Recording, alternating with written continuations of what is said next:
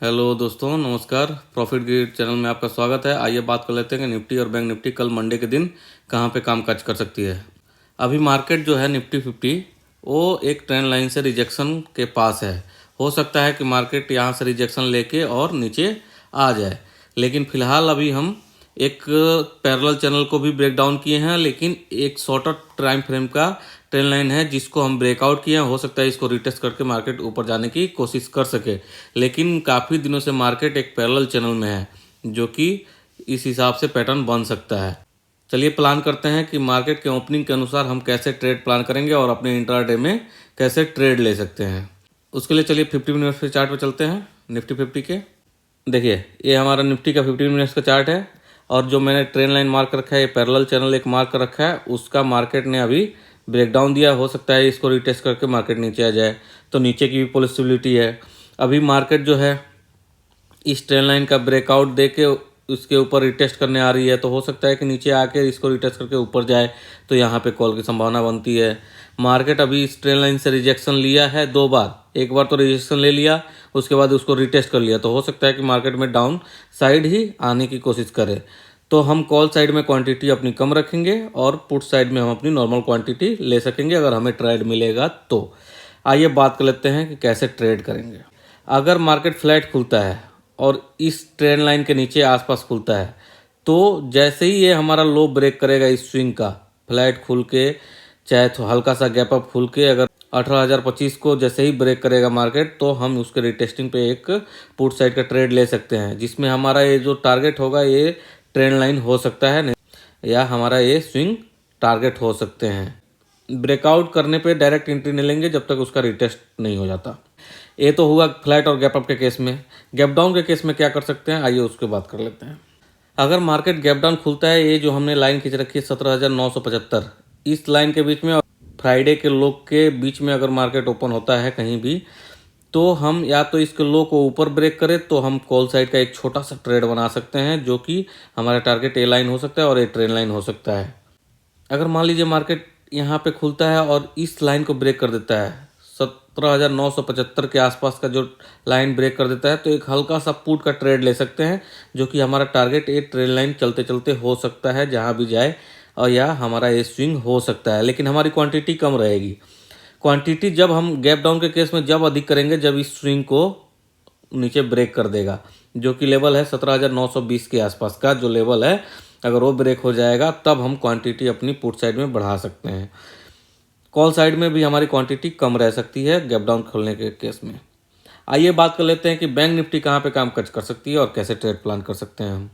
ये हमारा bank Nifty का 1 आवर का चार्ट है। जैसा कि हम देख सकते हैं कि मार्केट अभी एक रेजिस्टेंस ले रही है, जो कि ये ट्रेंड लाइन का रेजिस्टेंस है, लेकिन ये अभी ट्रेंड लाइन दूर है। हो सकता है कि यहाँ तक मार्केट पहुँचने की कोशिश करे, लेकिन उसके लिए मार्केट को इस पैरेलल चैनल को ब्रेक करना पड़ेगा, तभी मार्केट ऊपर जा सकती है, नहीं तो बहुत मुश्किल है मार्केट को ऊपर जाने के लिए। क्योंकि देखिए मार्केट इसी रेंज में बहुत दिनों से कंसोलिडेट कर रही है। हो सकता है कि मार्केट अभी इस पैरेलल चैनल के ऊपर है, तो हो सकता है कि इसके बॉटम तक आने की कोशिश करे। जैसा कि हमने निफ्टी में देखा कि मार्केट में डाउन ट्रेंड ही आने की कोशिश हो सकती है। अप साइड में हमारी क्वांटिटी कम रहेगी। इसमें भी पुट साइड में हम अपना नॉर्मल क्वांटिटी ले सकते हैं, कॉल साइड में हमारा क्वांटिटी कम रह सकता है। कॉल साइड में हम क्वांटिटी जब भी बढ़ाएंगे जब इस ट्रेंड लाइन का ब्रेकआउट होके रिटेस्ट हो ना जाए, तब तक हम कॉल साइड में क्वांटिटी अपनी नहीं बढ़ाएंगे। क्वांटिटी जो हमारी रहेगी अपने रिस्क एंड रिवार्ड के अनुसार ही हम करेंगे। मार्केट में एक तरह से और डाउन ट्रेंड का देखने को मिल रहा है कि मार्केट इस तरह का एक फॉलिंग वेज टाइप का पैटर्न बना रही है, तो हो सकता है कि इसका जो ब्रेकडाउन होता है वो नीचे की तरफ ही होता है, तो हम उसके हिसाब से भी ध्यान रखेंगे तो पुट का ही ट्रेड बनता है। आइए बात कर लेते हैं कि हमें ट्रेड प्लान कैसे करना है। उसके लिए 15 मिनट्स के चार्ट पे चलते हैं और देखते हैं।